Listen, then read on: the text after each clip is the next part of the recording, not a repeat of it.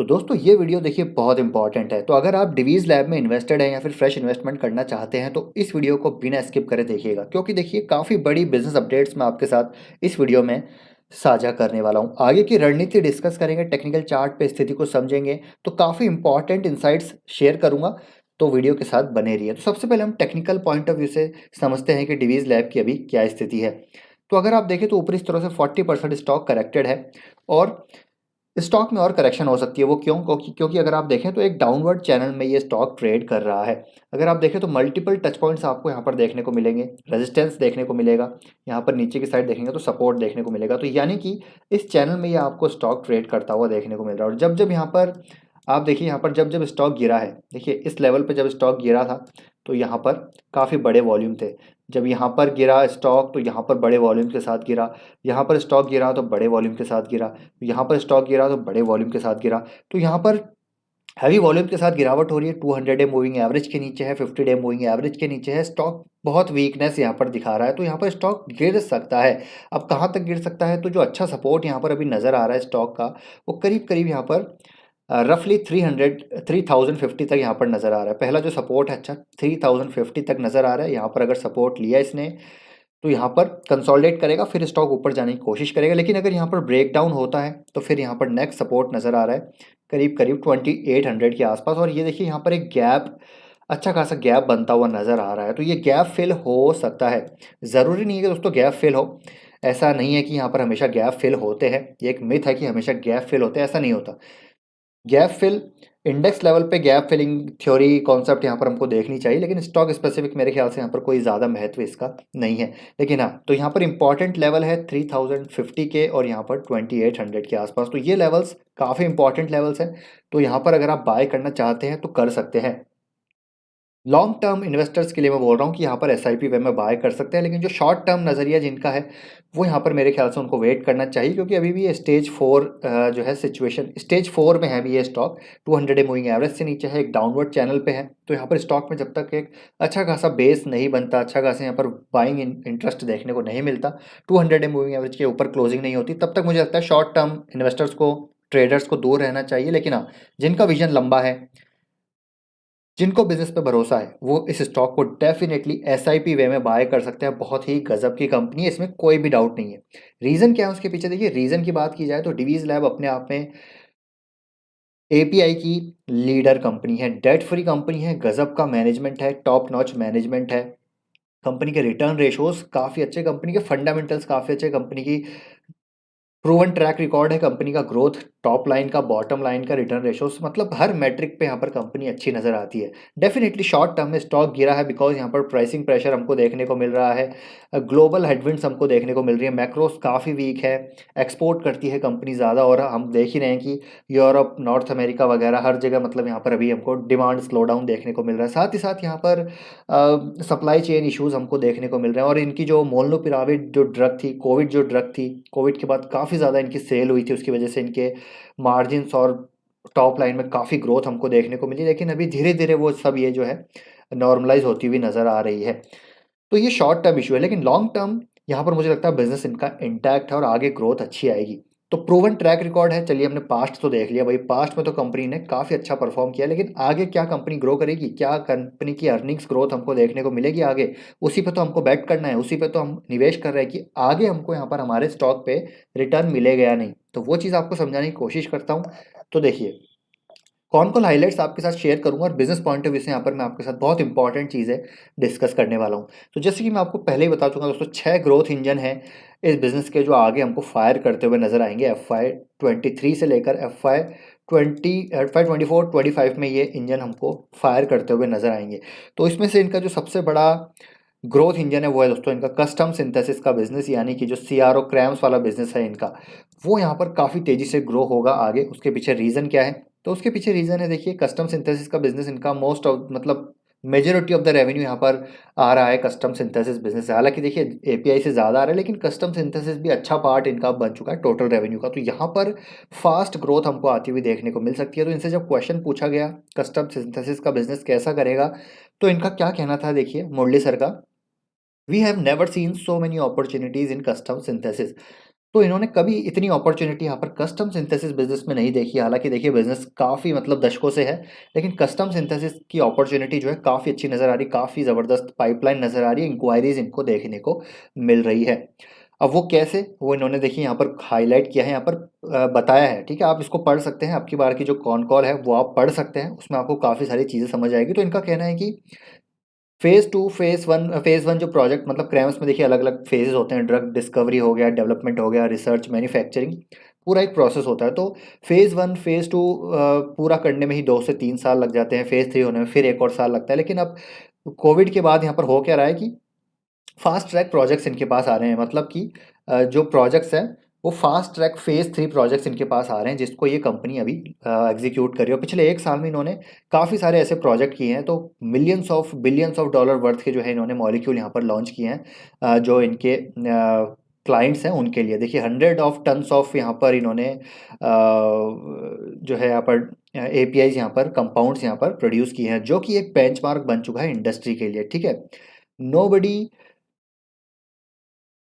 देखिए, nobody from the NC gram process had delivered hundreds of tons in a year. This is the first time in the history in the API industry. पहली बार ऐसा हो रहा है API industry में कि किसी ने ये 1 साल में इतना बड़े लेवल पे, तो इसीलिए डिवीज़ को यहाँ पर क्यों लीडर माना जाता है, क्योंकि बड़े स्केल पे कंपनी काम करती है, बहुत गजब का वॉल्यूम यहाँ पर जनरेट करती है। तो इसके पास जो स्केल है, जो एग्जीक्यूशन कैपेबिलिटीज़ हैं, उसको मैच कर पाना काफ़ी मुश्किल है। तो ये पहली बार हिस्ट्री में हुआ है कि एपीआई इंडस्ट्री में इस प्रकार का फास्ट ट्रैक पे जो है प्रोजेक्ट्स ये कंपनी कर रही है। तो डिवीज़ ने यहाँ पर एक बेंचमार्क सेट कर दिया है कि 1 साल में भी ये बड़े लेवल के जो है मॉलिक्यूल्स डेवलप कर सकते हैं। जो क्लाइंट्स हैं उनको, वो जो आउटसोर्स कर रहे हैं अपना बिजनेस को, वो फास्ट ट्रैक पे ये डिलीवर कर सकते हैं। तो यहाँ पर एक बेंचमार्क सेट कर दिया है, और इसीलिए यहाँ पर बहुत बड़ी अपॉर्चुनिटी है कि इनके पास बहुत बड़ी पाइपलाइन यहाँ पर फ्यूचर में आ सकती है। अब देखिए इनका क्या कहना है मुरली सर का। As I said, nothing like seeing the benchmark, seeing the execution. तो एग्जीक्यूशन यहाँ पर देखनी पड़ेगी, द वर्ड स्प्रेड्स। तो यहाँ पर जो है आप कह सकते हैं कि वर्ड स्प्रेड होते हैं। ठीक है, ये इस इंडस्ट्री में बहुत ज़्यादा प्लेयर नहीं है। It's a very small community of 10 to 15 companies वो did this project to X and वो did the project to Y. तो यहाँ पर पता चल जाता है कि किसने ये प्रोजेक्ट किया है, किसने ये प्रोजेक्ट जो है कौन कर रहा है, किसने दिया है किसको, कौन किसने एग्जीक्यूट किया है। तो यहाँ पर डिवीज़ का नाम आने ही वाला है, क्योंकि 1 साल में कोई भी इतने बड़े स्केल पे यहाँ पर एपीआई जो है molecule, API company molecule produce नहीं कर पा रही जो डिवीज़ करती है। Naturally, I think if somebody needs volume and quick execution, I think they are looking at us as one of them who can execute and bring the product onto the table. तो ये दर्शाता है कि भैया आगे भी इनको बड़े प्रोजेक्ट मिल सकते हैं, और जो ग्लोबल इनोवेटर्स हैं वो अभी आउटसोर्स कर रहे हैं अपने बिजनेस को। भी हम आपको पहले ही बता चुका हूँ कि क्रैम्स यहाँ पर एक बहुत बड़ा ग्रोथ ड्राइवर हो सकता है फार्मा कंपनीज के लिए।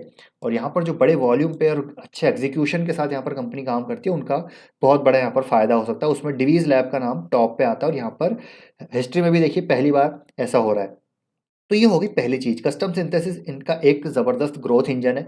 अब सेकंड हम बात करते हैं यहाँ पर एक और ग्रोथ इंजन, वो है दोस्तों सार्टन्स। सार्टन्स मतलब एक ऐसी ड्रग, ठीक है, सार्टन्स की अगर मैं बात करूँ, सार्टन मतलब एक ऐसा मॉलिक्यूल है या फिर एक ऐसा ड्रग है जो हाई ब्लड प्रेशर को ट्रीट करने के काम आता है, हाइपरटेंशन को ट्रीट करने के काम आता है, जो किडनी और हार्ट डिजीज़ होती है उसको ट्रीट करने के काम आता है। और ये कंपनी यहाँ पर बैकवर्ड इंटीग्रेटेड है।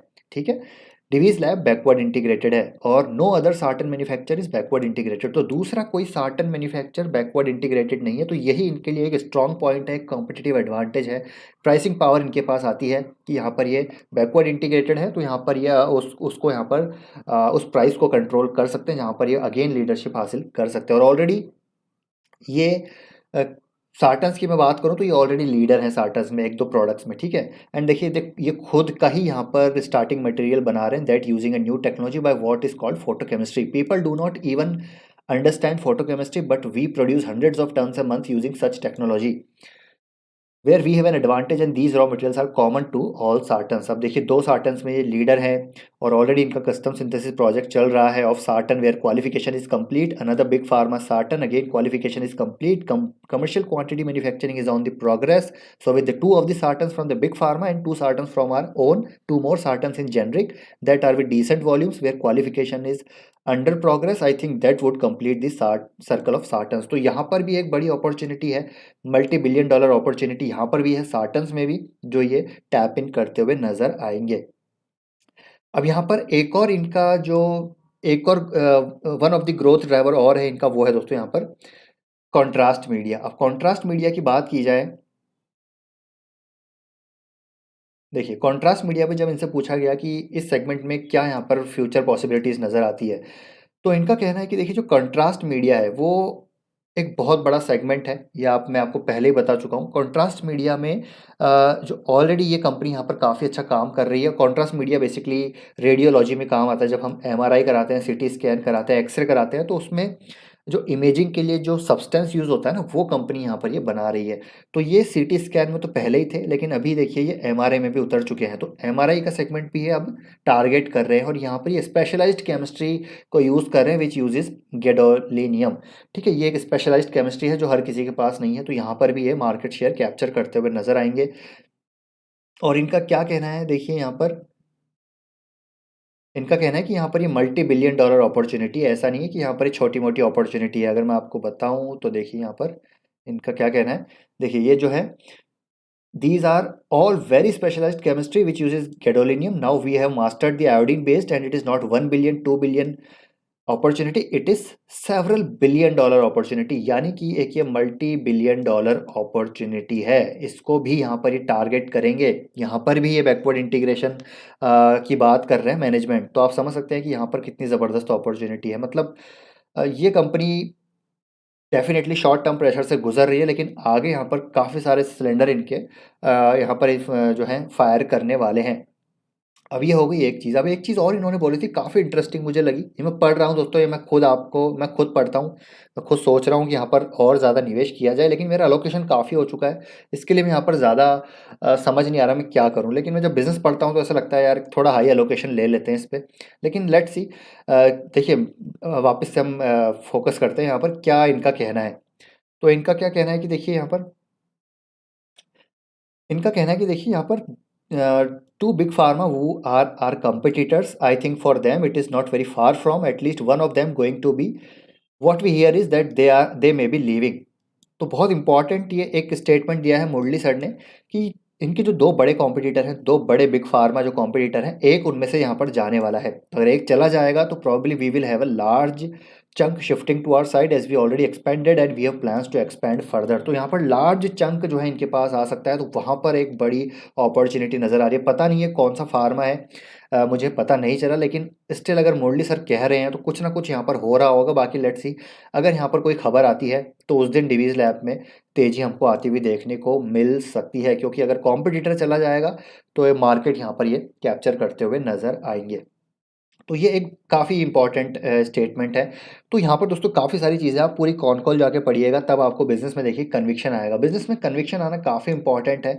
बिज़नेस में कन्विक्शन नहीं होगा तो आप प्राइस को देखेंगे, और प्राइस गिरेगा तो आप उसमें थोड़ा-सा पैनिक करेंगे। लेकिन मेरे हिसाब से ये पैनिक करने की सिचुएशन नहीं है यहाँ पर। अगर आपको कन्विक्शन है इस बिज़नेस पे, तो मेरे ख्याल से एसआईपी वे में इसको आप एक्यूमुलेट करना शुरू कीजिए। करंट मार्केट प्राइस से अगर और गिरता है तो और एक्यूमुलेट कर सकते हैं। एलोकेशन का यहाँ पर आपको थोड़ा-सा ख़्याल रखना पड़ेगा, लेकिन लॉन्ग टर्म विज़न है आपका। एटलीस्ट अगर 3 से 5 साल का भी नज़रिया है तो मेरे ख्याल से डिवीज़ लैब को आप एक्यूमुलेट कर सकते हैं। बाकी देखिए अपनी रिसर्च स्टडी करना ज़रूरी है। ये मेरी रिसर्च, मेरी स्टडी है, मेरा कन्विक्शन मैं खुद डेवलप कर रहा हूँ। आपका कन्विक्शन आपको खुद डेवलप करना पड़ेगा, नहीं तो होगा क्या, आप फिर एक वीडियो देखकर हो सकता है बाय कर लें, लेकिन फिर अगर स्टॉक गिरेगा तो फिर वहाँ पर कन्विक्शन हिल जाएगी। लेकिन मैंने यहाँ पर एनालाइज़ कर लिया बिज़नेस को, हालाँकि मैं तो काफ़ी समय से आपके साथ शेयर कर ही रहा हूँ। तो हर गिरावट यहाँ पर अपॉर्चुनिटी मुझे नज़र आती है। बाकी देखिए आपको क्या करना है ये मैं आप पे छोड़ता हूँ। आप मुझे कमेंट करके बताइएगा आपका क्या सोचना है डिवीज़ लैब के बारे में, आगे यहाँ पर किस तरीके से बिज़नेस ग्रो करेगा। और API segment, particularly specifically API segment जो ग्रोथ है वो काफ़ी अच्छी आएगी इंडिया जैसी कंट्री में।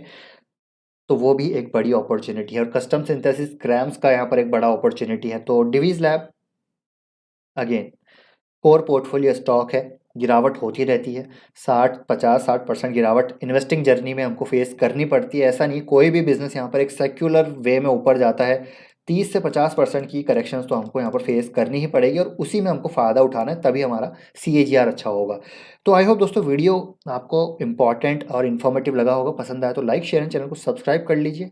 कमेंट ज़रूर कीजिएगा आपका क्या कहना है, समझना है। मिलते हैं आपसे नेक्स्ट वीडियो में। Till then take care, bye bye.